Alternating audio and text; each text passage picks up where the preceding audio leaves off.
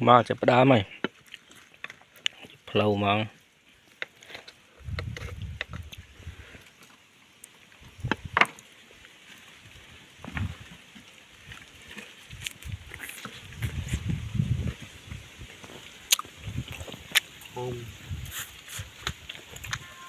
ngay nhé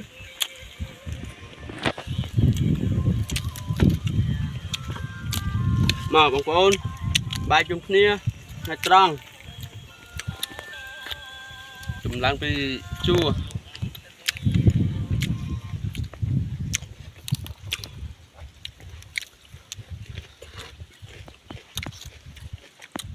បាច់ចាំស្ព្រាទេមកវាលដៃអត់ជិះ là đây cồn đã ngắn nèผมđã đầy và đồi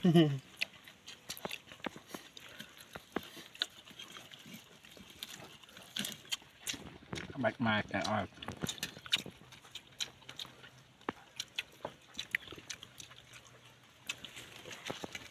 còn tới trăm hộp rơi cái mua kè